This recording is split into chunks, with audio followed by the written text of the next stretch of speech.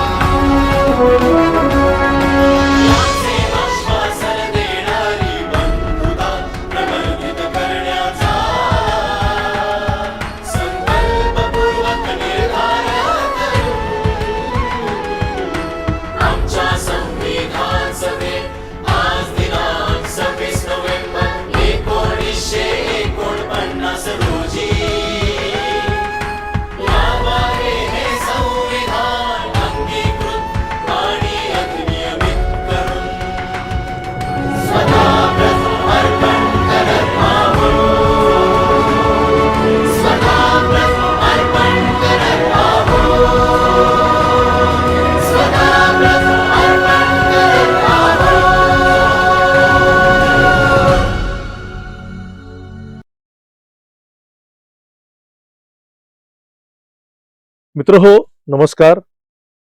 शिवाजी विद्यापीठाचे डॉक्टर बाबासाहेब आंबेडकर संशोधन व विकास केंद्र आणि जनसंपर्क कक्ष यांच्या संयुक्त विद्यमाने आयोजित संविधान जागर या संविधान विषयक विशेष मालिकेअंतर्गत आज आपण ज्या विषयावर चर्चा करणार आहोत तो विषय केवळ राजकीय किंवा कायदेशीर नाही, तर तो आपल्या भारतीय समाजाच्या नैतिकतेशी, आपल्या व्यक्तिमत्वाच्या प्रतिष्ठेशी आणि आपल्या लोकशाहीच्या भवितव्याशी संबंधित आहे.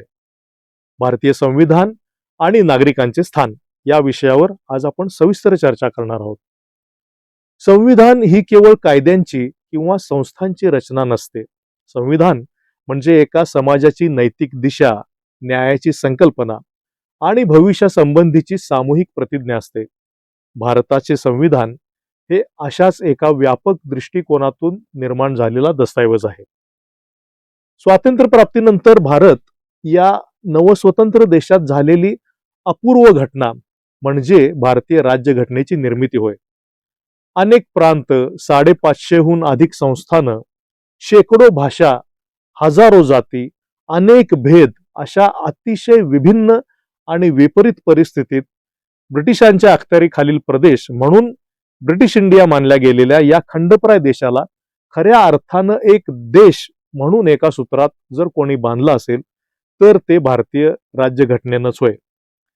स्वातंत्र्य प्राप्तीपूर्वी जरी आपण स्वातंत्र्यासाठी झगडत असलो तरी स्वतंत्र झाल्यानंतर त्या स्वातंत्र्याचं स्वरूप काय आणि कसं असेल याविषयी एक मोठा संभ्रम होता. त्यातही राजकीय आणि सामाजिक स्वातंत्र्यासाठी झगडा मांडणाऱ्या नेतृत्वांमधल्या कट्टर भूमिकेमुळे तर दोन गट समोरासमोर उभे ठाकलेले होते. प्रत्यक्षात या दोन्ही प्रकारच्या चळवळींमध्ये महत्वाची परस्पर पूरकता होती, ज्यामुळं स्वातंत्र्योत्तर कालखंडात देशाच्या समताधिष्ठित समाज रचनेच्या जडणघडणीला चालना मिळाली. स्वातंत्र्यपूर्व काळात महात्मा फुले, गोपाळ गणेश आगरकर, न्यायमूर्ती रानडे आदींच्या अभ्यासपूर्ण सामाजिक धार्मिक सुधारणांचा आग्रह धरणाऱ्या भूमिकांमुळे राजकीय स्वातंत्र्यापलीकडील सामाजिक धार्मिक सुधारणांची गरज अधोरेखित झाली. महात्मा फुले यांनी तर त्यांच्या चळवळीच्या माध्यमातून शोषित महिला वर्गाच्या समस्यांनाही तोंड फोडलं. शैक्षणिक सुधारणांचा आणि तळागाळापर्यंत विस्ताराचा मुद्दाही त्यांनीच लावून धरला. पुढं राजर्षी शाहू महाराज आणि डॉक्टर बाबासाहेब आंबेडकर यांनी हिंदू धर्मातील जातीव्यवस्थेविरुद्ध उठवलेला आवाज आणि सुरू केलेली चळवळ यामुळे भारतीय लोकशाहीच्या मागणीला समतेचं परिमाण लाभलं. डावी चळवळ, शेतकरी कामगारांची आंदोलनं यामुळं शोषित वंचित वर्गाचा पारतंत्र्यातील पारतंत्र्याविरुद्धचा आवाजही बुलंद होत होता. याच वेळी लोकमान्य टिळक, विष्णुशास्त्री चिपळूणकर, सावरकर यांनी परंपरानिष्ठ दृष्टिकोनातून सामाजिक पुनरुज्जीवनवादाचा पुरस्कार केला, तर महात्मा गांधी यांच्यासारखा महान नेता समन्वयवादी भूमिका घेऊन ती पटवून देण्यासाठी, तिच्या सर्वसमावेशकतेसाठी जीवाचं रान करत होता. ब्रिटिशांमुळे या देशात वाहू लागलेल्या आधुनिक विचारसरणीच्या वाऱ्याच्या बरोबरीनं उपरोक्त विविध आंतरप्रवाह सुद्धा या देशामध्ये गतिमान होते. या देशाच्या अत्यंत गतिमान कालखंडात कार्यरत असणाऱ्या या साऱ्या बाबींची पार्श्वभूमी भारतीय राज्यघटनेच्या निर्मितीला लाभलेली आहे. या विषयावर बोलताना मला सुरुवातीला एक ऐतिहासिक आठवण करून द्यावीशी वाटते. 25 नोव्हेंबर 1949 रोजी संविधान सभेतील आपल्या अंतिम भाषणात डॉक्टर बाबासाहेब आंबेडकरांनी भारताच्या लोकशाहीसमोर उभ्या असलेल्या संभाव्य धोक्यांविषयी अत्यंत स्पष्ट शब्दात इशारा दिला होता. बाबासाहेबांनी म्हटलं होतं, संविधान कितीही चांगलं असलं तरी ते राबवणारे हात प्रामाणिक नसतील तर ते अपयशी ठरेल, आणि संविधान कितीही कमकुवत असलं तरी ते राबवणारे लोक प्रामाणिक असतील तर ते यशस्वीच होईल. या एका वाक्यामध्ये भारतीय लोकशाहीचं सार दडलेलं आहे. संविधानाचं यश केवळ त्याच्या तरतुदींवर अवलंबून नसतं, ते नागरिकांच्या मूल्यांवर, त्यांच्या नैतिकतेवर आणि त्यांच्या लोकशाहीबद्दलच्या बांधिलकीवर अवलंबून असतं. याच राष्ट्रीय नैतिकतेचा उद्घोष आपल्या संविधानाच्या प्रास्ताविकेमध्ये दिसतो. भारतीय संविधानाची प्रास्ताविका ही राष्ट्राच्या आत्म्याचं विधान आहे. ती सांगते की आम्ही भारताचे लोक भारताला सार्वभौम, समाजवादी, धर्मनिरपेक्ष, लोकशाहीवादी प्रजासत्ताक बनवण्याचा आणि सर्व नागरिकांना सामाजिक, आर्थिक आणि राजकीय न्याय, विचार, अभिव्यक्ती, श्रद्धा आणि उपासनेचं स्वातंत्र्य, प्रतिष्ठेची आणि संधीची समता प्रदान करण्याचा निर्धार करतो. प्रास्ताविकात मांडलेली 4 मूलभूत मूल्य न्याय, स्वातंत्र्य, समता आणि बंधुता ही भारतीय लोकशाहीची आधारशिला आहेत. प्रास्ताविकेतील आम्ही भारताचे लोक या शब्दांमध्ये नागरिकांच्या सार्वभौमत्वाची घोषणा आहे. भारतामध्ये अंतिम सत्ता कोणाकडे आहे? ती राजा किंवा शासकाकडे नाही, तर ती नागरिकांकडे आहे. नागरिकच प्रतिनिधी निवडतात, सरकार निर्माण करतात आणि गरज पडल्यास सरकार बदलतात. त्यामुळं लोकशाही व्यवस्थेत नागरिक हा केवळ मतदार नसतो, तो राज्याचा सहनिर्माता असतो. डॉक्टर बाबासाहेब आंबेडकरांनी लोकशाहीची व्याख्या करताना असं म्हटलं होतं की लोकशाही म्हणजे समाजातील लोकांच्या सामाजिक आणि आर्थिक जीवनात रक्तपात न करता क्रांतिकारक परिवर्तन घडवून आणण्याची पद्धत होय. त्यांच्या मते लोकशाही ही केवळ मतदानाची प्रक्रिया नव्हे, तर ती समाजातील समतेची संस्कृती आहे. याच पार्श्वभूमीवरती आता आपण नागरिकत्वाशी निगडीत विविध बाबींचा विचार करूया. मित्रांनो, मानव हा एक सामाजिक प्राणी आहे आणि अगदी आदिम काळापासून तो आपल्या सहकारी मानवांसोबत सहवासात म्हणजेच सहकारी आणि स्पर्धा करत राहत आला आहे. जेव्हा मानवी समूहांनी एखाद्या निश्चित भौगोलिक प्रदेशात स्थायिक व्हायला सुरुवात केली आणि स्वतंत्र समुदाय म्हणून आपली वेगळी ओळख प्रस्थापित केली, तेव्हाच राज्याची म्हणजे स्टेटची निर्मिती झाली. ऐतिहासिक संदर्भात आणि विशेषतः पाश्चात्य संस्कृतीच्या पार्श्वभूमीवर पाहता नागरिकत्वाची संकल्पना ही ग्रीक नगर राज्यांमधील अर्थात सिटी स्टेट्स या मधून लोकशाही व्यवस्थेतून उगम पावल्याचं म्हणता येईल. हे साधारणपणे ख्रिस्तपूर्व 450 वर्षांपूर्वी तिकडे घडलं. नगर राज्य ही आकाराने लहान असणारी राज्य होती. नागरिक म्हणजे त्या शहराचा रहिवासी असे, परंतु शहराचा प्रत्येक रहिवासी हा नागरिक मानला जात नसे. किंबहुना शहराच्या एकूण लोकसंख्येपैकी केवळ 15% लोकांनाच नागरिक म्हणून गणलं जात असे. नागरिक म्हणजे एक मुक्त व्यक्ती किंवा लोकशाही प्रक्रियेत सक्रिय सहभाग घेणारी व्यक्ती, अशी व्यक्ती जिचा राज्याच्या सार्वभौमत्वामध्ये आणि प्रशासनात वाटा असे. नगर किंवा राज्यातील इतर रहिवाशांपेक्षा ही व्यक्ती वेगळी मानली जात असे. या इतर रहिवाशांमध्ये केवळ परदेशी लोकांचाच नव्हे तर गुलाम आणि स्त्रियांचा पण समावेश होता, जे एकूण लोकसंख्येच्या 85% होते. यापैकी कोणालाही नागरिक होण्यास पात्र मानलं जात नसे. नागरिकत्वाचा दर्जा मिळण्यास पात्र असलेल्या व्यक्तींकडून विशेष सुसंस्कृत आणि सभ्य असण्याची, शहराच्या आणि सहकारी नागरिकांच्या कल्याणासाठी समर्पित राहण्याची आणि नागरी व सामाजिक वर्तनाचं उच्च मापदंड राखण्याची अपेक्षा केली जात असे. नागरिकत्व ही व्यक्ती आणि राज्य यांच्यातील एक कायदेशीर नाते म्हणूनही पाहिली जाऊ शकते.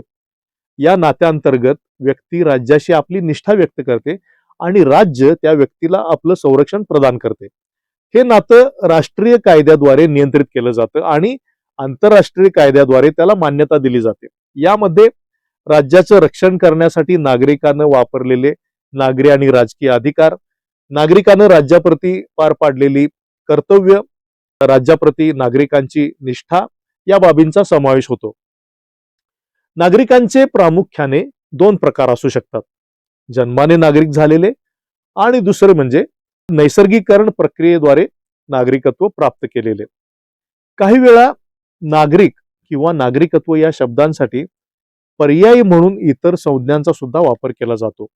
उदाहरणार्थ आंतरराष्ट्रीय संबंधांच्या संदर्भात नॅशनल्स म्हणजे राष्ट्रजन ही संज्ञा वापरली जाते, परंतु काही देशांमध्ये नॅशनल्स या संज्ञेचा अर्थ अशा सर्व व्यक्ती असा घेतला जाऊ शकतो ज्यामध्ये अनागरिकांचा समावेश असतो, ज्या एखाद्या विशिष्ट राज्यात वास्तव्य करतात किंवा त्या राज्याशी संबंधित असतात आणि त्या राज्याशी निष्ठाही बाळगतात. इतर सार्वभौम राज्यांशी व्यवहार करताना आपल्या सर्व नॅशनल्सना संरक्षण देणं हे राज्याचं कर्तव्य असतं. निरंकुश राजेशाही पद्धती आता जवळपास कालबाह्य झाल्यामुळं प्रजा या संज्ञेनंही आपला पारंपरिक अर्थ बऱ्याच अंशी गमावला आहे. आता घटनात्मक राजेशाहीच्या संदर्भात ही संज्ञा कमी अधिक प्रमाणात नागरिक या संज्ञेचाच समानार्थी शब्द बनलेली आहे. युरोपमध्ये अगदी मध्ययुगीन काळातही नागरिकत्व या संज्ञेचा वापर समाजातील केवळ काही आर्थिकदृष्ट्या विशेषाधिकार प्राप्त घटकांपुरताच मर्यादित होता. त्यावेळी परस्पर अधिकार आणि कर्तव्य यांची कोणतीही संकल्पना अस्तित्वात नव्हती. काही शहरांमध्ये, विशेषतः जर्मनीमध्ये, नागरिकत्वाला समाजातील काही आर्थिकदृष्ट्या वर्चस्व गाजवणाऱ्या घटकांसाठी एक संरक्षक कवच म्हणून पाहिलं जात असे.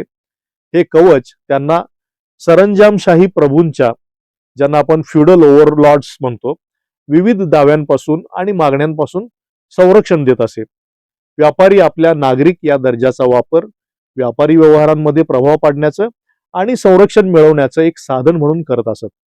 युरोपीय राष्ट्रांना आर्थिक विकास आणि सांस्कृतिक प्रगती साध्य केल्यानंतरच आपल्या सर्व नागरिकांना नागरिकत्वाचे अधिकार प्रदान करणं शक्य झालं. नागरिकत्वाची संकल्पना ज्या प्रकारे आज राष्ट्रीय स्तरावर स्वीकारली जाते, तिचा विस्तार प्रामुख्यानं सरंजामशाहीकडून राष्ट्र राज्य व्यवस्थेकडे होत असलेल्या संक्रमणाच्या काळात शहरी मध्यम वर्गाला प्राप्त झालेल्या आर्थिक महत्वाच्या संदर्भात स्पष्ट करता येतो. अमेरिकन आणि फ्रेंच क्रांतीच्या माध्यमातूनच राष्ट्रीय नागरिकत्वाला त्याचं आधुनिक महत्व प्राप्त झालं. ज्याप्रमाणे मध्ययुगीन काळात नागरिकत्व हे सरंजामशाहीच्या वर्चस्वातून मिळणाऱ्या स्वातंत्र्याचं प्रतीक होतं, त्याचप्रमाणे अमेरिका आणि फ्रान्स सारख्या देशांमध्ये राष्ट्रीय नागरिकत्व हे राजेशाहीच्या अंताचं प्रतीक ठरलं. एखाद्या राष्ट्राच्या सीमांमध्ये वास्तव्य करणाऱ्या जवळजवळ संपूर्ण प्रौढ लोकसंख्येला नागरिकत्वाचा दर्जा प्राप्त झाला. फ्रान्समध्ये नागरिकांना संबोधण्यासाठी वापरल्या जाणाऱ्या विशिष्ट पदव्या आणि त्यांच्यामधील विविध श्रेणीभेद रद्द करण्यात आले आणि प्रत्येकाला केवळ नागरिक म्हणूनच संबोधलं जाऊ लागलं. कोणत्याही राष्ट्राचा दर्जा हा त्या राष्ट्राच्या नागरिकांच्या दर्जावरूनच निश्चित होत असतो. लोकशाही व्यवस्थेतील राष्ट्र राज्य ही नागरिकांचीच निर्मिती असल्यामुळं आणि राजकीय प्रक्रियेत सहभागी होण्याची तसंच निर्णय निर्धारण यंत्रणेवर प्रभाव टाकण्याची जास्तीत जास्त संधी उपलब्ध करून देऊन ते राष्ट्र राज्य नागरिकांची निष्ठा प्राप्त करतं आणि टिकवून ठेवतं. नागरिकांकडे केवळ अधिकारच नव्हे तर काही विशेष जबाबदाऱ्याही असतात. या जबाबदाऱ्यांविना लोकशाही व्यवस्था सुरळीतपणे कार्य करणंच थांबवेल. कायद्याचं पालन करणं आणि कर भरणं यासारख्या ज्या सर्वच समाजांची वैशिष्ट्ये आहेत, अशा आवश्यकतांव्यतिरिक्त लोकशाहीमध्ये नागरिकांच्या सक्रिय राजकीय सहभागाची नितांत गरज असते. तसंच शासकीय कृतींच्या परिणामांची जबाबदारी स्वीकारणंही नागरिकांवर बंधनकारक असतं. आजच्या काळातील लोकशाही राष्ट्रांमध्ये नागरिकांची भूमिका खरोखरच अधिक महत्वाची ठरते.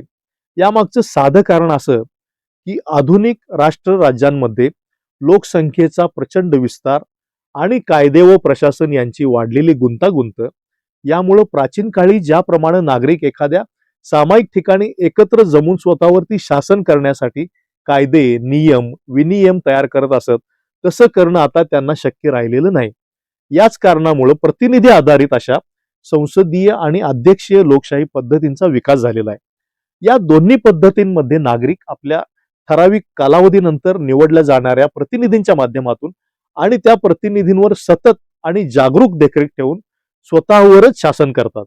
आपली प्रातिनिधिक लोकशाही लोकांचं कल्याण आणि विकास या आपल्या उद्दिष्टाच्या दिशेनं वाटचाल करण्यात अपयशी ठरू नये यासाठी नागरिकांनी सदैव सक्रिय राहणं आवश्यक आहे. सरकारने केलेल्या कृतींची जबाबदारी स्वीकारण्यास नागरिक असमर्थ ठरत असतील आणि राजकारणाकडे केवळ आम्ही आणि ते अर्थात ज्यांच्यावर राज्य केले जाते असे आम्ही आणि आमच्यावर जे राज्य करतात असे ते अशा द्वंद्वाच्या दृष्टिकोनातून पाहत असतील तर लोकशाहीचं अस्तित्वच मुळात कठीण होऊन बसतं. अर्थातच सरकारच्या कामकाजाच्या संचलनाबाबत राजकीय आणि व्यावसायिक जबाबदारी स्वीकारणारे राजकारणी आणि प्रशासकीय अधिकारी असणं अपरिहार्य आहे. परंतु हे लोक स्वतःही सर्वप्रथम नागरिकच असतात आणि त्यांनी जनमत व सहकारी नागरिकांच्या दबावाला प्रतिसाद देणं अपेक्षित असतं. त्यामुळं अंतिम जबाबदारी ही संपूर्णतः सर्व नागरिकांचीच असते. मग ते लोकशाही प्रक्रियेत सहभागी होणारे जागृत नागरिक असोत किंवा प्रशासक, विधिमंडळ सदस्य, मंत्री यांच्यासारखे सार्वजनिक पदांवरील अधिकारी असोत. जर लोकांनी हे मूलभूत वास्तव ओळखलं नाही तर लोकशाहीचं रूपांतर शासन व्यवस्थेच्या सर्वात निकृष्ट प्रकारात होऊ शकतं. या संदर्भात फ्रान्समधील नेपोलियनच्या साम्राज्यशाहीची आठवण येते, जिथं जबाबदार नागरिकत्वाच्या भावनेचा अभाव असल्यामुळं लोकशाही भ्रष्ट झाली आणि अखेरीस लोप पावली.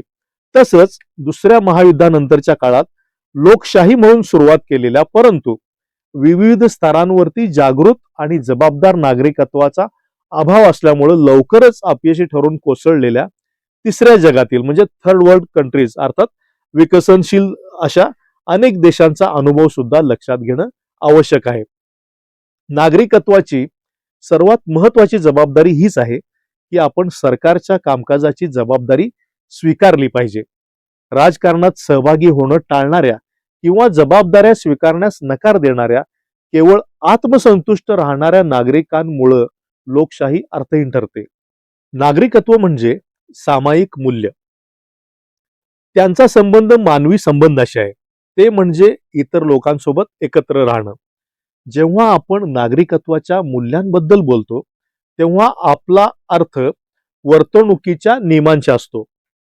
एका प्रातिनिधिक सहभागी लोकशाही शासन प्रणालीतील नागरिक म्हणून शारीरिक त्रास किंवा भौतिक नुकसान सोसूनही आपण जी तत्व किंवा गुण पाळले पाहिजेत त्यांचे संरक्षण केले पाहिजे आणि त्यांना जपलं पाहिजे.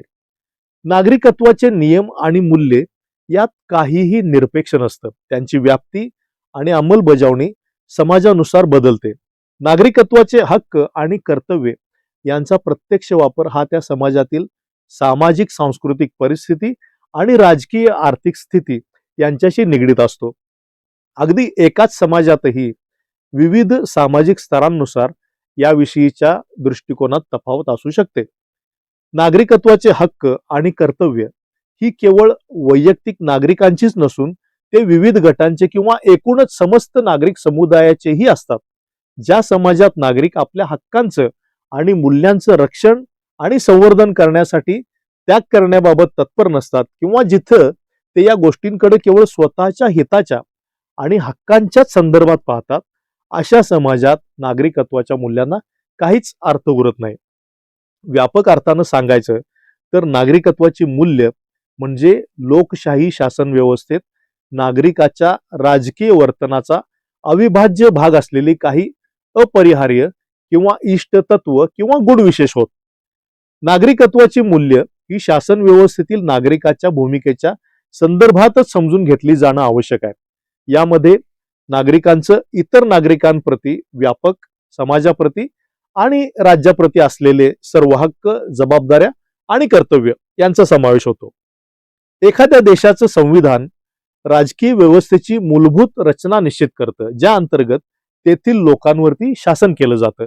ते राज्याचे मुख्य अंग कायदेमंडळ, कार्यकारी मंडळ आणि न्यायपालिका यांची स्थापना करतं. त्यांचे अधिकार परिभाषित करतं, त्यांच्या जबाबदाऱ्या निश्चित करतं आणि त्यांचे एकमेकांशी आणि लोकांशी असलेले संबंधही नियंत्रित करतं. लोकशाहीमध्ये सार्वभौमत्व लोकांमध्ये निहित असतं आणि आदर्शपणे लोक त्यांनी निवडलेल्या प्रतिनिधींच्या द्वारे स्वतःवर शासन करतात. परंतु असंघटित किंवा अव्यवस्थित लोकांकडून सार्वभौम सत्तेचा वापर उपयुक्तपणे किंवा सुरक्षितपणे केला जाऊ शकत नाही.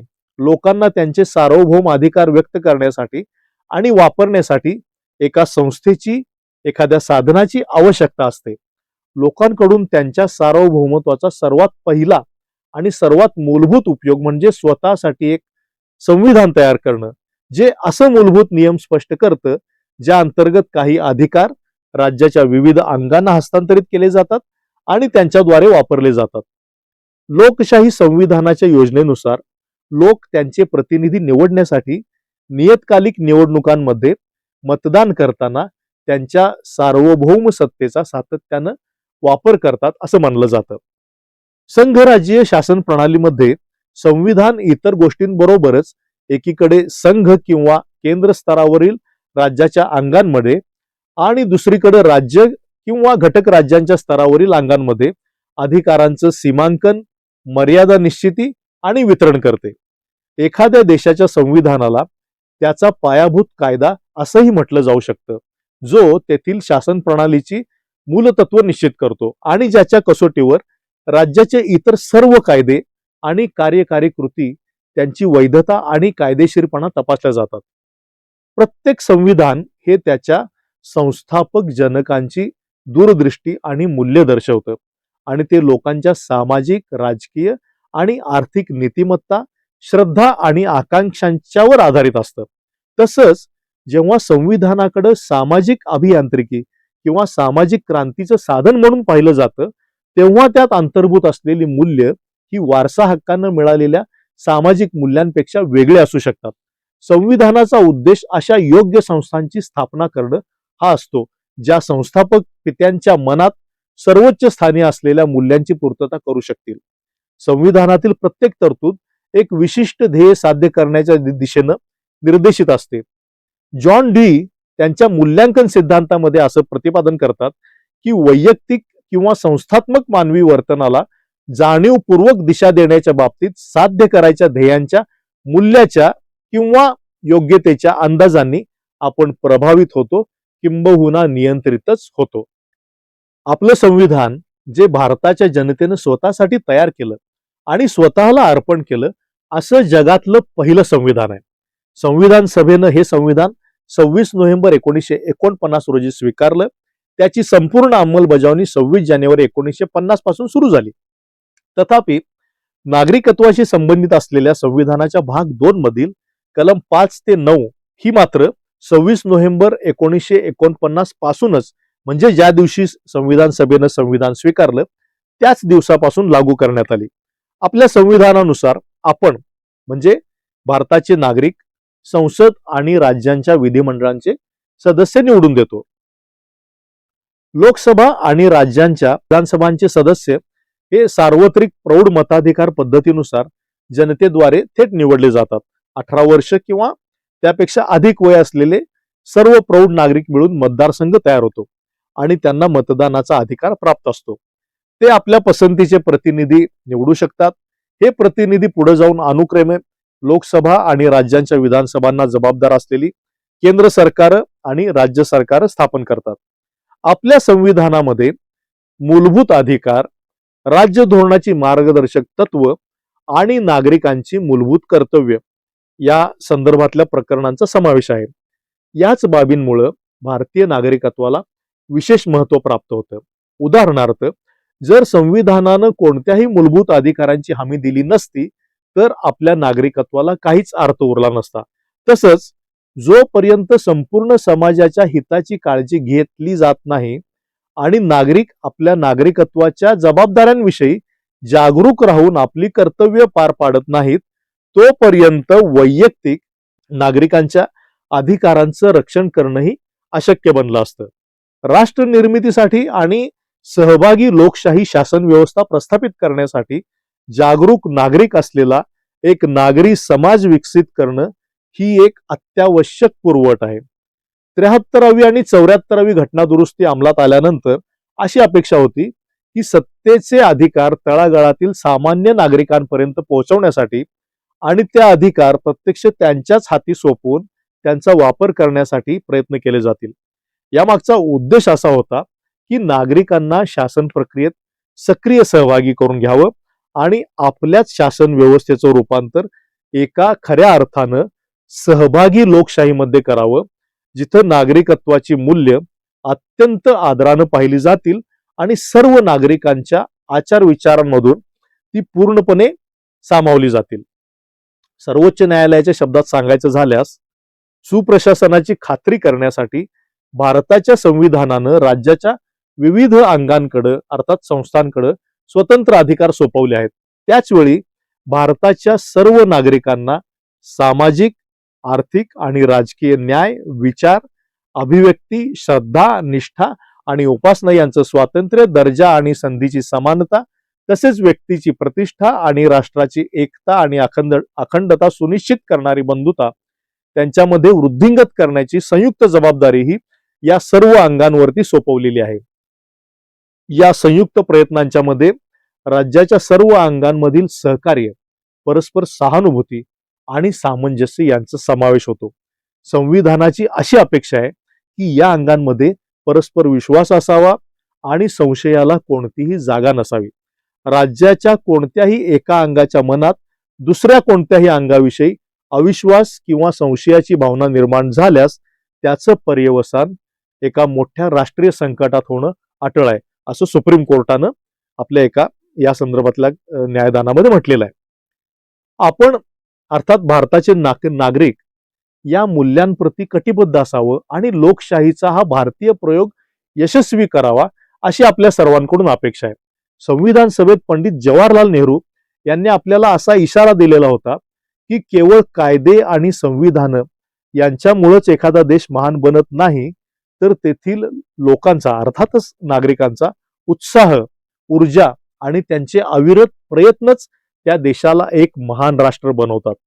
अशा प्रकारे संविधानाच्या अंमलबजावणीच्या सुरुवातीच्या काळात नागरिकत्वामध्ये अधिवासावर म्हणजे डोमिसाइलवर आधारित नागरिकत्व, पाकिस्तानमधून भारतात आलेले किंवा भारतातून पाकिस्तानात गेलेले स्थलांतरित आणि परदेशात वास्तव्य करणाऱ्या भारतीयांचं नागरिकत्व या संबंधीच्या तरतुदींचा समावेश होता.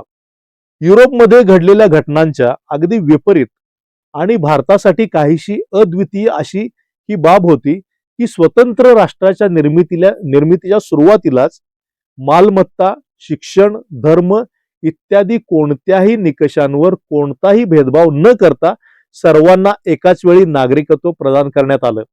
युरोपमध्ये नागरिकत्वाच्या बाबींकडे सरंजामशाही दृष्टिकोनातून पाहिलं जात असे आणि सामान्य जनतेला नागरिकत्व केवळ टप्प्याटप्प्यानं दिलं जात असे. या उलट भारतानं या बाबतीत कुठलाही अन्याय किंवा वर्ग अथवा लिंग असा कुठल्याही आधारित भेदभाव न होऊ देता सगळ्यांना एक समान नागरिकत्वाचा दर्जा दिला. हे वैशिष्ट्य आपण या ठिकाणी लक्षात घ्यायला पाहिजे. कोणत्याही देशाच्या नागरिकत्वासाठी अधिवास हा एक सगळ्यात महत्वाचा निकष आहे.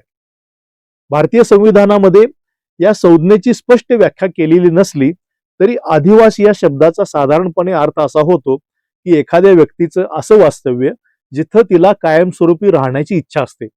अशा प्रकारे कायमस्वरूपी वास्तव्य आणि तिथंच अनिश्चित काळासाठी राहण्याचा हेतू हे दोन महत्वाचे घटक मिळून अधिवास तयार होतो.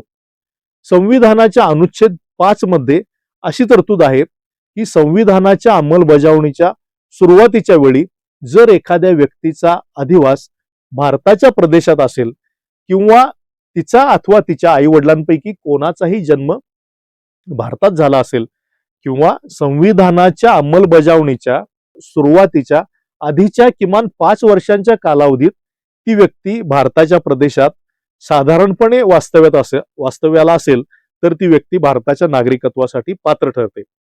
साधारणपणे वास्तव्यास असणं याचा अर्थ केवळ नैमित्तिक अधूनमधून किंवा तात्पुरते वास्तव्य असा होत नाही. त्या व्यक्तीनं त्या देशालाच आपलं कायमस्वरूपी घर बनवण्याच्या हेतून तिथं वास्तव्य केलेलं असणं आवश्यक आहे. आता थोड्या वेळापूर्वी नमूद केल्याप्रमाणे जन्मावर आधारित किंवा वास्तव्यावर आधारित असलेला अधिवास एखादी व्यक्ती आपल्या पसंतीनुसार बदलू शकते. यासाठी तिला दुसऱ्या एखाद्या देशात अनिश्चित काळासाठी राहण्याचा आपला हेतू जाहीर करावा लागतो. वस्तुतः नागरिकत्व हे अधिवासावरून निश्चित केलं जातं आणि याच्या उलट प्रक्रिया म्हणजेच नागरिकत्वावरून अधिवास निश्चित करणं हे मात्र लागू होत नाही. दुसऱ्या शब्दात सांगायचं तर केवळ अधिवास असणं हे नागरिकत्व प्राप्त करण्यासाठी पुरेसे ठरत नाही. अधिवास ही संकल्पना नागरिकत्वापेक्षा वेगळी आहे, कारण अधिवास हा प्रामुख्यानं प्रदेशाशी अर्थात भौगोलिक क्षेत्राशी निगडीत असतो, तर नागरिकत्व हे समुदायाच्या सदस्यत्वाशी निगडीत असतं आणि हे सदस्यत्वच नागरिकत्वाच्या मूळ संकल्पनेचा आधार आहे.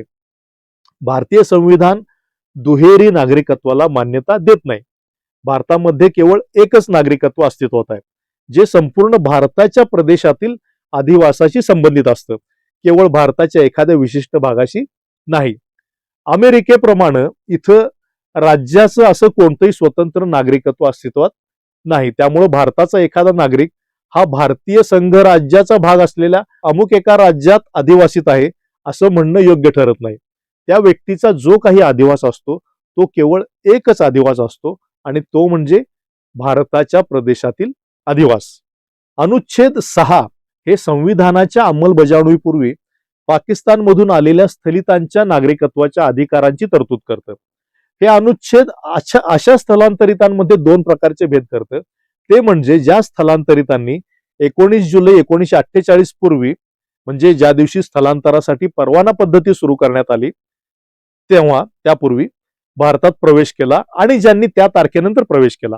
19 जुलै 1948 पूर्वी पाकिस्तानमधून भारतात स्थलांतरित झालेली कुठलीही व्यक्ती संविधानाच्या अंमलबजावणीच्या वेळी भारताची नागरिक मानली जाईल, परंतु यासाठी अशी अट आहे की त्या व्यक्तीचा किंवा तिच्या आई वडिलांपैकी एकाचा किंवा आजी आजोबांच्या पैकी एकाचा जन्म भारत सरकार अधिनियम 1935 मध्ये परिभाषित केल्यानुसार भारतात झालेला असावा आणि स्थलांतराच्या तारखेपासून ती व्यक्ती भारतात साधारणपणे वास्तव्य करत असावी.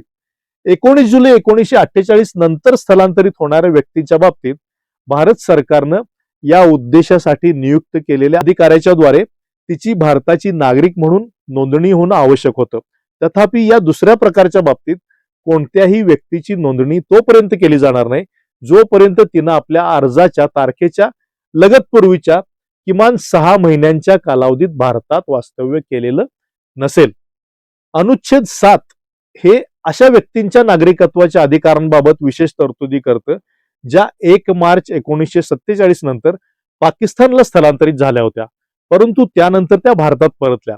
1 मार्च 1947 नंतर पाकिस्तानला स्थलांतरित होणारी कुठलीही व्यक्ती भारताची नागरिक राहत नाही हे स्पष्ट करण्यात आलं असलं तरी भारतात पुनर्वसनासाठीच्या परवान्यांच्या आधारे भारतात परतणाऱ्या व्यक्तींच्या बाबतीत एक अपवाद करण्यात आला होता. अशा व्यक्तींना भारताचे नागरिक होण्याचा अधिकार प्राप्त झाला जर त्यांनी अनुच्छेद 6 अन्वये पाकिस्तानमधून आलेल्या स्थलांतरितांसाठी विहित केलेल्या अटींची पूर्तता केली असेल.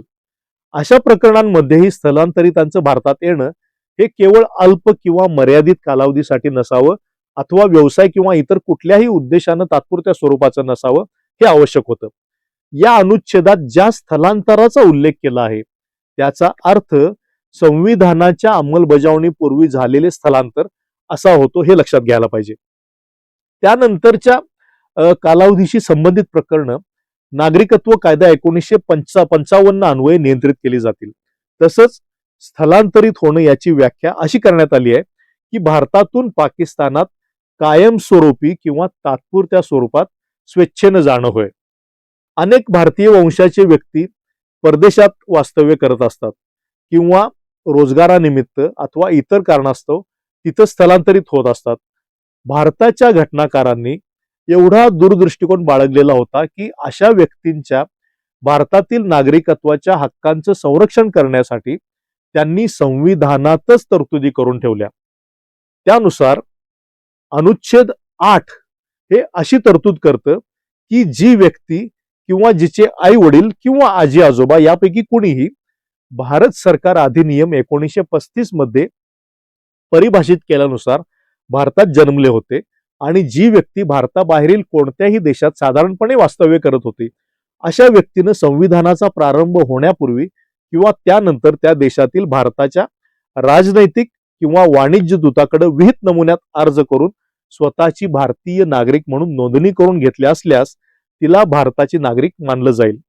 अशा प्रकारे संविधानाचा प्रारंभ झाला त्यावेळी परदेशात वास्तव्य करणाऱ्या सर्व भारतीयांच्या भविष्यातील नागरिकत्वाच्या गरजांची पूर्तता अनुच्छेद 8 द्वारे करण्यात आली. यानंतर अनुच्छेद 9 हे अशी तरतूद करतं की जर एखाद्या व्यक्तीनं स्वेच्छेनं एखाद्या परकीय राष्ट्राचं नागरिकत्व स्वीकारलं असेल तर ती व्यक्ती भारताच्या नागरिकत्वाचा हक्क गमावून बसेल. ही तरतूद संविधानाचा प्रारंभ होण्यापूर्वी उद्भवलेल्या प्रकरणांना लागू होती. मात्र संविधानाच्या प्रारंभानंतर उद्भवणाऱ्या प्रकरणांचा निपटारा नागरिकत्व अधिनियम 1955 मधील तरतुदींच्या नुसार केला जाणं अपेक्षित होतं. सर्वोच्च न्यायालयानं असा निर्णय दिलाय की दुसऱ्या देशाचं नागरिकत्व स्वीकारल्यामुळं एखाद्या व्यक्तीनं भारताचं नागरिकत्व गमावलं आहे की नाही हा प्रश्न भारत सरकारद्वारे निश्चित केला जाणं आवश्यक आहे आणि केवळ भारत सरकारनं या प्रकरणावर निर्णय दिल्यानंतरच एखादं राज्य सरकार त्या व्यक्तीशी परकीय नागरिक म्हणून व्यवहार करू शकतं. केवळ एखाद्या व्यक्तीनं परकीय देशाचं पारपत्र मिळवलं आहे या एकाच गोष्टीच्या आधारे त्या व्यक्तीची हद्दपारी किंवा तिच्यावर कायदेशीर कारवाई करणं पुरेसे ठरत नाही.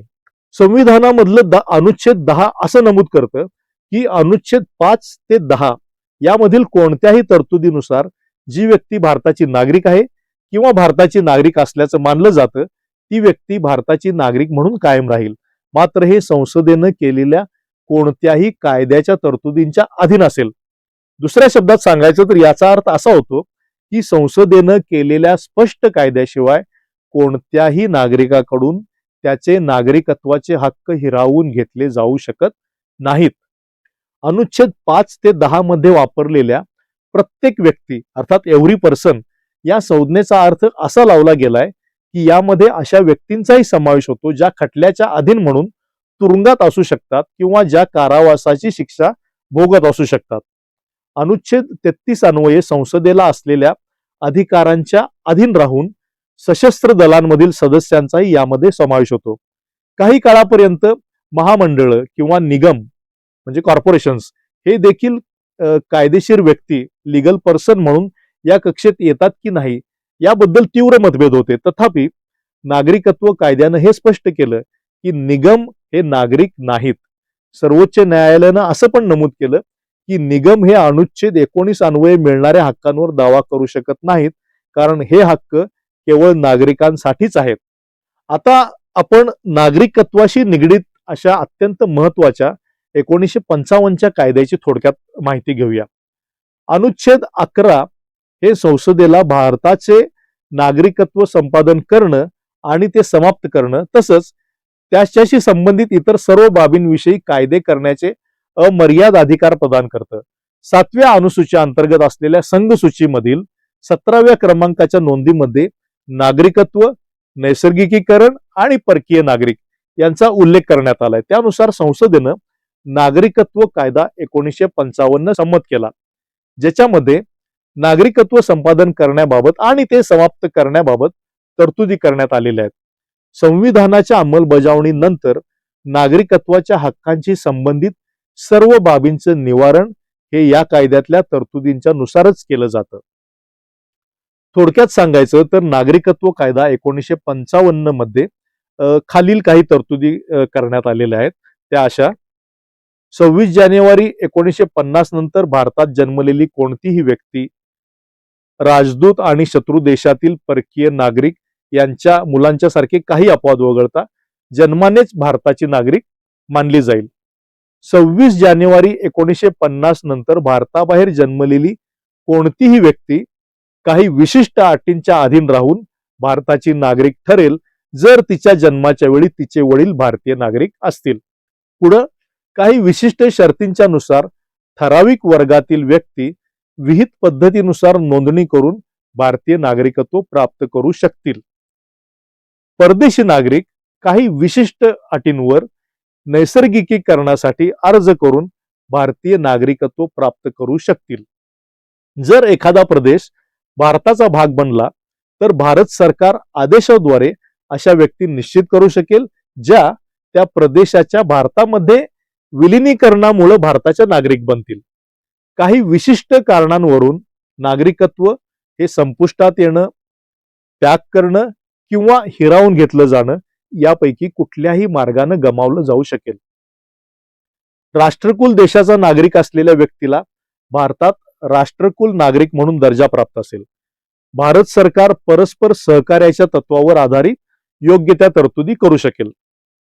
या 1955च्या नागरिकत्व कायद्यामध्ये वेळोवेळी सुधारणा करण्यात आलेल्या आहेत. यातील महत्वाच्या सुधारणा सन 1957, 1985, 1986, 1992, सन 2003, सन 2005, 2015 आणि सन 2019 या वर्षांमध्ये करण्यात आलेल्या आहेत.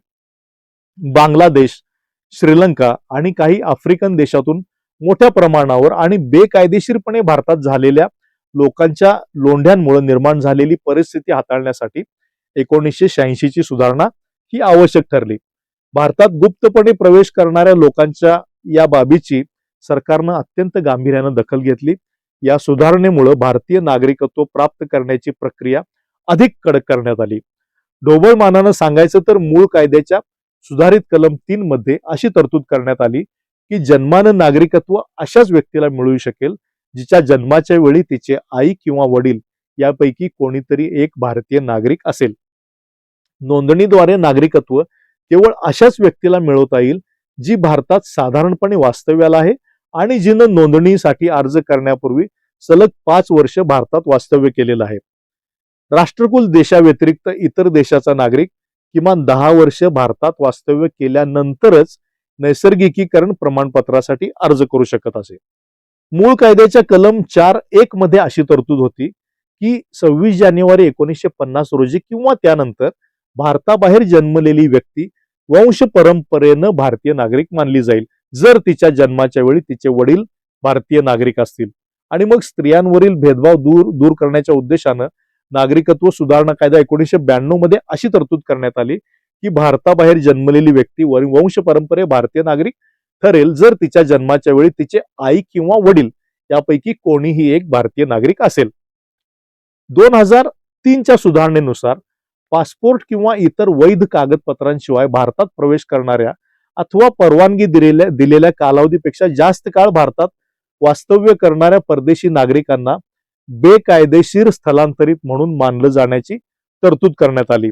2003 आणि 2005च्या सुधारणांच्या मध्ये इतर देशांमध्ये स्थायिक झालेल्या आणि तेथील नागरिकत्वाचे हक्क उपभोगणाऱ्या भारतीय वंशाच्या व्यक्तींच्या काही विशिष्ट श्रेणींसाठी इतर तरतुदींसह भारताचं परदेशस्थ नागरिकत्व म्हणजे ओव्हरसीज सिटिझनशिप ऑफ इंडिया देण्याबाबतही महत्वपूर्ण तरतुदी करण्यात आलेल्या आहेत.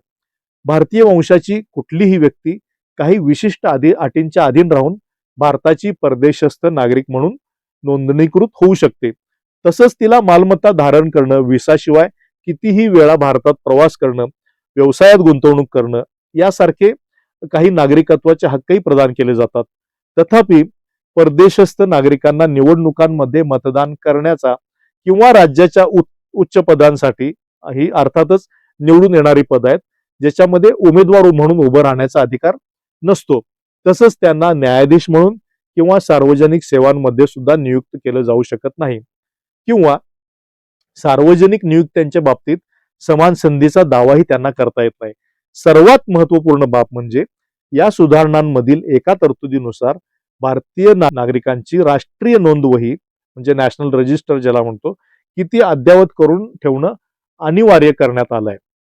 अनिवासी भारतीयांना म्हणजे ज्याला आपण NRI म्हणतो म्हणजे हे अनिवासी भारतीय म्हणजे कोण तर ज्यांनी अन्य कुठल्याही देशाचं नागरिकत्व स्वीकारलेलं नाही किंवा त्यासाठी अर्ज केलेला नाही त्यांना भारतीय निवडणुकांमध्ये मतदानाचा अधिकार दिला जाऊ शकतो.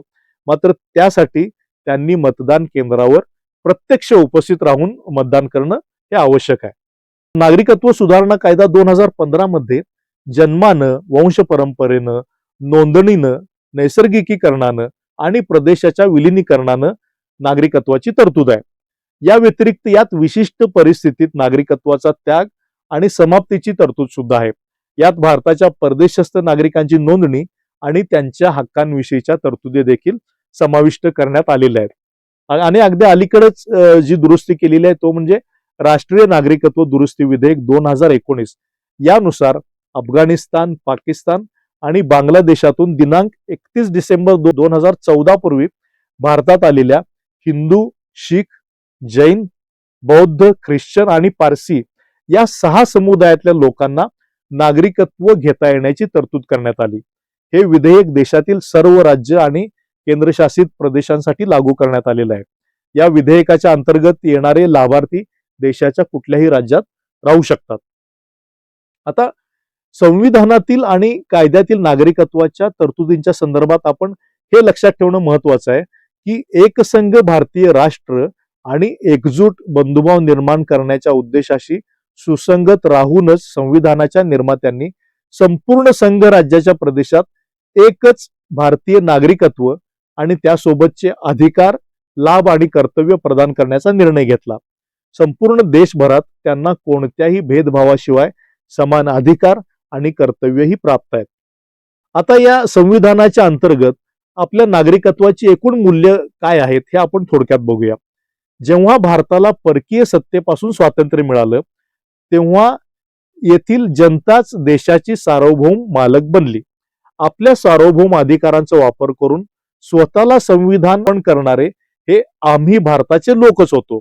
आणि जेव्हा भारताला सार्वभौम लोकशाही प्रजासत्ताक म्हणून घोषित करण्यात आलं तेव्हा आम्ही त्याचे अभिमानास्पद नागरिक बनलो आणि त्या नात्यानं येथील राज्य व्यवस्थेचे मूलभूत घटक सुद्धा बनलो.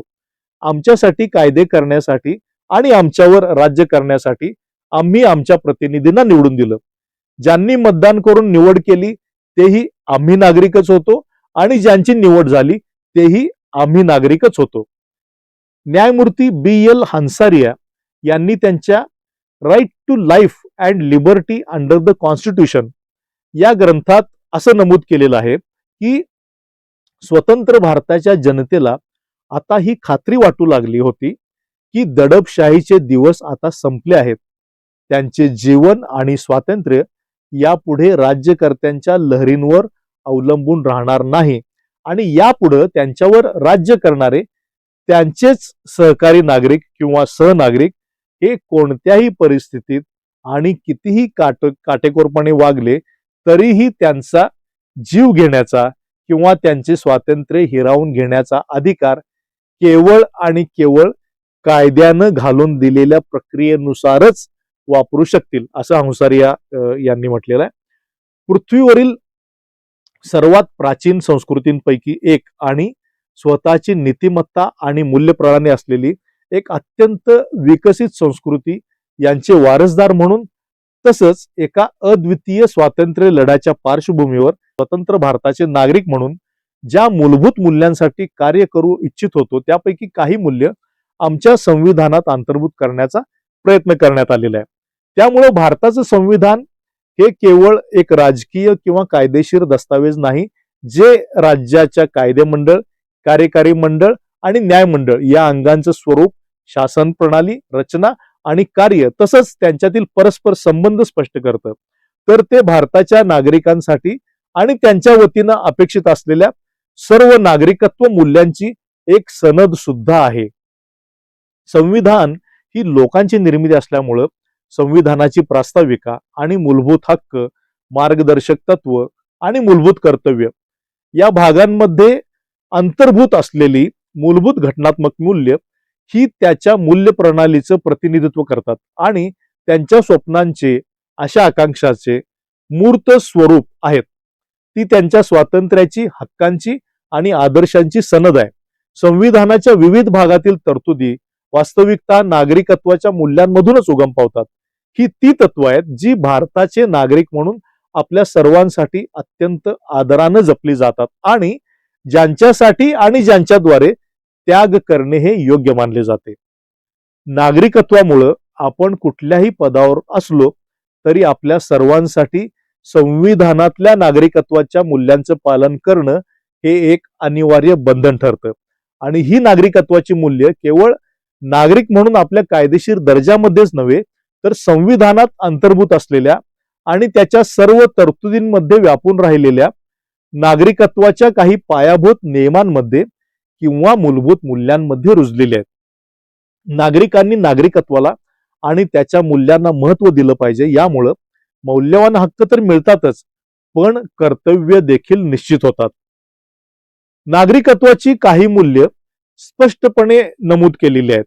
उदाहरणार्थ, प्रास्ताविकेत किंवा मूलभूत कर्तव्यांच्या भाग 4 मध्ये तर ही इतर मूल्य जी कधी कधी तितकीच किंवा त्याहूनही अधिक महत्वाची असतात, ती तरतुदींच्या मजकुरात आणि भावनेच्या अंतर्भूत असतात आणि त्यावरूनच ती अनुमानित करावी लागतात.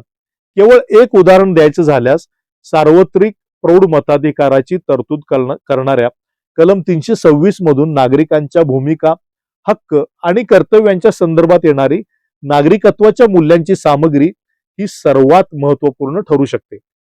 नागरिक म्हणून आपली कर्तव्य केवळ कर भरणं आणि कायदे आणि शासनाचं पालन करणं एवढीच नाहीत, तर शासनाच्या जबाबदाऱ्या स्वीकारणं, शासक, कायदेमंडळाचे सदस्य, प्रशासक, न्यायाधीश, मंत्री आणि तत्सम पदांच्या वरती राजकारणात सक्रिय सहभाग घेणं ही सुद्धा नागरिकांची सर्वात महत्वाची कर्तव्य आहेत. आपल्या राष्ट्राचे प्रमुख म्हणजे आपल्या प्रजासत्ताकाचे राष्ट्रपती हे केवळ भारताचे प्रथम नागरिक नाहीत, तर ते प्रथम नागरिक आहेत आणि त्यानंतर राष्ट्रपती आहेत. त्यामुळे राष्ट्रपती म्हणून कार्य करताना त्यांना संविधानानं सांगितलेल्या नागरिकत्वाच्या मूल्यांना सर्वोच्च प्राधान्य द्यावं लागतं. जेव्हा संविधान सांगतं की केवळ एका नागरिकाचीच राष्ट्रपती म्हणून नियुक्ती होऊ शकते, तेव्हा त्याचा अर्थ केवळ नागरिकत्वाचा कायदेशीर दर्जा एवढाच नसून नागरिकत्वाच्या मूल्यांप्रती खरी निष्ठा असा असतो. म्हणूनच त्यांना पदाची शपथ घ्यावी लागते, जी त्यांना मूलभूत घटनात्मक मूल्यांचं संरक्षण करण्यास बांधील राखते.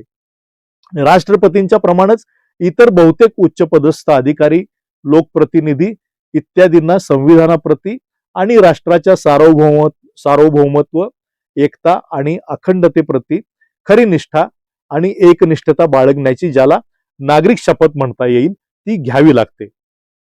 आता आपण या ठिकाणी थोडं हक्क आणि कर्तव्यांच्या विषयी सुद्धा अगदी थोडक्यात चर्चा करूया. अलीकडच्या काळामध्ये नागरिकांच्या कर्तव्यांच्या तुलनेत त्यांच्या हक्कांवरती काहीसा असंतुलित भर दिला जातोय. असं असूनही भारतीय विचारांच्या परंपरा आणि मूळ प्रवृत्तीनं युगानुयुगे कर्तव्यांच्या वरतीच अधिक भर दिलाय. खरं तर हक्क आणि कर्तव्य या एकाच नाण्याच्या दोन बाजू आहेत. प्रत्येक हक्काशी संबंधित असं एक कर्तव्य असतं. हक्क हे केवळ चांगल्या प्रकारे पार पाडलेल्या कर्तव्यातूनच निर्माण होतात. कर्तव्य हा हक्काचा अविभाज्य भाग आहे. जे एका व्यक्तीचे कर्तव्य असते तोच दुसऱ्या व्यक्तीचा हक्क असतो आणि या उलट सुद्धा असू शकतं. जर सर्व माणसांना जगण्याचा हक्क असेल तर मानवी जीवनाचा आदर करणं आणि दुसऱ्या व्यक्तीला इजा न करणं हे कर्तव्य सुद्धा सगळ्या माणसांच्या वरती आपोआपच येऊन पडतं. जर प्रत्येकानं आपलं कर्तव्य पार पाडलं तर प्रत्येकाचे हक्क आपोआपच सुरक्षित राहतील. महात्मा गांधींनी सर्व नागरिकांच्या आर्थिक आणि सामाजिक जबाबदाऱ्यांच्या वरती भर देण्याचा प्रयत्न केला. गांधीजी असं म्हणाले की हक्कांचा खरा उगम हा कर्तव्यांच्या मध्येच आहे. जर आपण सर्वजण आपली कर्तव्य पार पाडली तर हक्क मिळवण्यासाठी आपल्याला फार दूर जावं लागणार नाही. जर आपण कर्तव्य अपूर्ण सोडून केवळ हक्कांच्या मागे धावत राहिलो तर ते आपल्याला मुरुगजाळाप्रमाणे हुलकावणी देतील. आपण त्यांचा जितका पाठलाग करू तितकेच ते आपल्यापासून दूर पळतील, असं महात्मा गांधींनी म्हटलेलं आहे. हेरॉल्ड लास्की यांनी सुद्धा असं म्हटलंय की हक्क हे कार्यांशी म्हणजे फंक्शनशी संबंधित असतात आणि ते केवळ काही विशिष्ट कर्तव्य पार पाडण्याच्या बदल्यातच दिले जातात. हक्क हे वैयक्तिक नागरिकांना केवळ त्यांच्या स्वतःच्या विकासासाठीच नव्हे तर सामाजिक हितासाठीही प्रदान केले जातात. मानवी हक्कांच्या वैश्विक जाहीरनाम्यात म्हटल्याप्रमाणे प्रत्येक व्यक्तीची त्या समाजाप्रती काही कर्तव्य असतात. त्या समाजातच तिच्या व्यक्तिमत्वाचा मुक्त आणि पूर्ण विकास होणं शक्य असतं. इंटरॅक्शन काउन्सिलनं संयुक्त राष्ट्रांकडे मानवी जबाबदाऱ्यांचा वैश्विक जाहीरनामा 1997 या मसुद्याचा प्रस्ताव सादर केला होता. त्यामध्ये इतर गोष्टींबरोबरच असंही म्हटलं होतं की जबाबदारी स्वीकारल्याशिवाय मिळणारे स्वातंत्र्य हे खुद्द स्वातंत्र्याचाच विनाश करू शकतं. या उलट जेव्हा हक्क आणि जबाबदारी यांच्यात समतोल साधला जातो तेव्हा स्वातंत्र्याची व्याप्ती वाढते आणि एका अधिक चांगल्या जगाची निर्मिती करणे शक्य होते. इंडिया इंटरनॅशनल सेंटर इथं घटनेची अपूर्ण कार्य या विषयावर बोलताना डॉक्टर LM सिंघवी असं म्हणाले होते की आपल्या घटनेची जी कार्य अद्याप अपूर्ण आहेत त्यापैकी 2 सर्वात महत्वाची किंबहुना सर्वात निकडीची कार्य ही नागरिकत्वाच्या मूल्यांची जोपासना आणि विकास तसंच राष्ट्रीय एकता व एकात्मतेची मूल्य रुजवणं यांच्याशी संबंधित आहेत. या मूल्यांशिवाय आणि त्यांना अनुरूप अशा नागरी वर्तणुकीच्या पद्धतींशिवाय आपली घटनात्मक व्यवस्था टिकून राहू शकत नाही. तसंच एक न्याय्य, मुक्त, समतावादी आणि एकात्म समाज उभारण्याच्या उद्दिष्टपूर्तीमध्ये ती खऱ्या अर्थानं योगदान देऊ शकत नाही. सुजाण नागरिकत्व आणि राष्ट्रीय एकतेची भावना हे निसंशयपणे कोणत्याही लोकशाही व प्रजासत्ताक राष्ट्रराज्याचं अत्यंत महत्वपूर्ण आणि मौल्यवान असं मानवी संसाधन आहे. माझ्या मते आपल्या राष्ट्रीय जीवनात याच 2 गोष्टींकडे सर्वाधिक दुर्लक्ष केलं गेलंय असं सिंघवी म्हणतात. आता मित्रहो, आपलं संविधान आज थोडंसं संकटात आणि धोक्यात असल्यासारखं चित्र दिसतं. याचं कारण असं की आपण आपल्या सामाजिक आणि राजकीय प्रक्रियांच्या मध्ये देशभक्त नागरिकत्वाची प्रेरणा रुजवण्यात अपयशी ठरलेलो आहोत. असं दिसतं की आपण परस्परता आणि जबाबदारी, हक्क आणि कर्तव्य, आपल्याला सोपवलेल्या कुठल्याही कार्यात उत्कृष्टता साधणं आणि जनता हीच आपली अंतिम स्वामी आहे आणि तिला कायमचं गृहीत धरता येणार नाही यासारख्या अत्यंत मूलभूत संकल्पनांचा जणू आपण त्याग केलेला आहे. जेव्हा नेते आणि सत्ताधीश नागरिकत्वाच्या मूल्यांविषयी बोलतात तेव्हा ते सहसा तुम्ही म्हणजे जनतेनं अमुक अमुक केलं पाहिजे अशा भाषेत बोलतात. मात्र ते बोलत असताना ते हे विसरतात की ते काही जनतेच्या बाहेरचे नाहीत. ते स्वतःही सर्वप्रथम भारताचे नागरिकच आहेत आणि नागरिकत्वाच्या मूल्यांचा आदर करणं हे इतरांप्रमाणेच त्यांच्यासाठी सुद्धा तितकंच बंधनकारक आहे. किंबहुना आपल्या कार्यात्मक जबाबदाऱ्या आणि कर्तव्य पार पाडत असतानाच नागरिकत्वाशी संबंधित कर्तव्य जपण्याची आणि त्यांना प्रोत्साहन देण्याची तसंच आपण घेतलेल्या शपथांची पूर्तता करण्याची एक अतिरिक्त जबाबदारीही त्यांच्यावरती असते.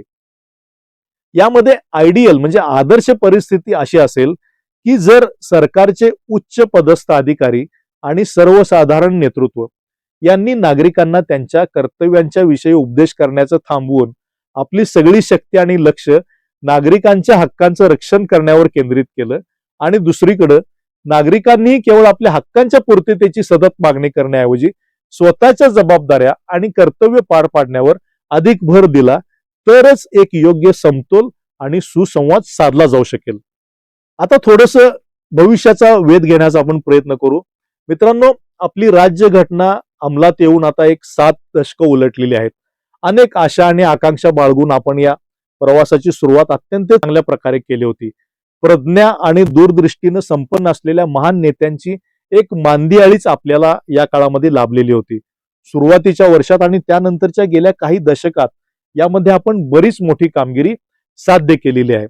आज मात्र आपल्या राष्ट्र निर्मात्यांनी पाहिलेल्या स्वप्नांचे अवशेष आपल्या अवतीभोवती विखुरलेले आपल्याला पाहायला मिळत आहेत. नागरिकत्वाशी संबंधित मूल्यांचं सर्वसाधारण अवमूल्यन झालेलं आहे. तसंच आपल्या वर्तणुकीच्या पद्धतीमध्ये आणि परस्पर संबंधांच्या आचरणामध्ये मोठी घसरण झाल्याचं दिसून येत आहे. राष्ट्रीय एकात्मतेसाठी आपली सर्वात मोठी ताकद असलेली जी समृद्ध विविधता आहे तीच आज दुर्दैवानं फुटीरतेचं आणि विभाजनाचं कारण बनलेली आहे. सांप्रदायिक, वांशिक किंवा इतर वांशिकता आधारित संघर्षमय परिस्थिती, हिंसाचार, दहशतवादी कारवाया, अत्याचार, ठिकठिकाणी डोकं वर काढणाऱ्या फुटीरतावादी आणि विभाजक प्रवृत्ती, धर्म, जात, प्रदेश, भाषा अशा संकुचित निकषांच्यावर लोकांचं विभाजन करून राजकीय सत्ता केंद्र आणि वोट बँक्स निर्माण करण्याचे होणारे सर्रास प्रयत्न, एकीकडे राजकारणाचं गुन्हेगारीकरण आणि गुन्हेगारांचं राजकीयकरण, तसंच सर्वत्र पसरलेलं भ्रष्टाचाराचं वातावरण, या सर्व गोष्टी राज्यघटनेत अंतर्भूत असलेल्या नागरिकत्वाच्या मूल्यांच्या अगदी विरोधी आहेत. व्यक्तीच्या प्रतिष्ठेसह एकसंध आणि एकात्म राष्ट्र उभारण्याची एकमेव आशा आपल्यामध्येच म्हणजे भारताच्या नागरिकांच्या मध्येच सामावलेली आहे. आपण नागरिकांनी आपल्या क्षुद्र स्वार्थाच्या पलीकडे जाऊन राज्यघटनेनं घालून दिलेल्या नागरिकत्वाच्या मूल्यांचा गाभा ओळखायला पाहिजे आणि ती मूल्य जपण्यासाठी आणि त्यांचा प्रसार करण्यासाठी आपल्या परीनं सर्वस्व योगदान देत एकत्रितपणे काम करण्याचा दृढ निर्धार आपण करायला पाहिजे. त्यासाठी घटनाकार डॉक्टर बाबासाहेब आंबेडकर यांनी मांडलेल्या संविधानिक नैतिकतेचा म्हणजे ज्याला बाबासाहेब कॉन्स्टिट्यूशनल मॉरॅलिटी म्हणतात तिचा अंगीकार करायला पाहिजे. बाबासाहेबांच्या मते संविधानाची यशस्वी अंमलबजावणी केवळ कायद्यांच्यावर अवलंबून नसते, ती लोकांच्या मानसिकतेवर आणि त्यापेक्षाही अधिक नैतिकतेवर अवलंबून असते. सांविधानिक नैतिकता म्हणजे संविधानातील मूल्यांचा आदर करणं आणि त्या मूल्यांच्या चौकटीत राहून सार्वजनिक जीवन जगणं. याचा अर्थ असा की नागरिकांनी कायद्याचा आदर केला पाहिजे, सत्ताधाऱ्यांनी अधिकारांचा गैरवापर करू नये, मतभिन्नतेला सुद्धा सहिष्णुतेनं आपण स्वीकारायला पाहिजे, विविधतेचा सन्मान केला पाहिजे. म्हणजे सांविधानिक नैतिकता म्हणजे केवळ कायद्याचं पालन नव्हे तर ती या समग्र लोकशाही मूल्यांच्या प्रती असलेली आपली नागरिक म्हणून एक नैतिक बांधिलकी आहे. डॉक्टर बाबासाहेब आंबेडकरांनी स्पष्टपणानं सांगितलेलं होतं की भारतीय समाजात परंपरागत सामाजिक रचना लोकशाहीच्या मूल्यांशी नेहमी सुसंगत नव्हती. त्यामुळे लोकशाही टिकवण्यासाठी संविधानिक नैतिकतेची जाणीव निर्माण करणं आवश्यक आहे. संविधान स्वीकारताना बाबासाहेबांनी एक अत्यंत महत्वाचा इशारा दिलेला होता. बाबासाहेबांनी सांगितलं होतं की भारतात राजकीय लोकशाही निर्माण झाली आहे, परंतु जर सामाजिक आणि आर्थिक विषमता कायम राहिली तर ही लोकशाही धोक्यात येऊ शकते. राजकीय लोकशाही टिकवण्यासाठी सामाजिक लोकशाही आवश्यक असल्याचं मत बाबासाहेबांनी मांडलेलं होतं. आणि ही सामाजिक लोकशाही म्हणजेच सामाजिक न्याय, समता, स्वातंत्र्य आणि बंधुता या मूल्यांचा स्वीकार होय. या देशाचे एक सजग आणि जबाबदार नागरिक म्हणून आपण या मूल्यांचं पालन केलं तर भारतीय लोकशाही अधिक मजबूत होईल आणि भारत एक न्याय्य, समतामूलक आणि मानवी समाज बनेल. त्या दृष्टीने आपण सारे भारताचे लोक मिळून प्रयत्नरत राहूया एवढं आवाहन या निमित्तानं आपल्याला करतो. आणि आज या विषयावर बोलण्याची संधी दिल्याबद्दल शिवाजी विद्यापीठाचं डॉक्टर बाबासाहेब आंबेडकर संशोधन व विकास केंद्र आणि जनसंपर्क कक्ष यांचा आभार मानतो आणि थांबतो. धन्यवाद. जय हिंद, जय महाराष्ट्र.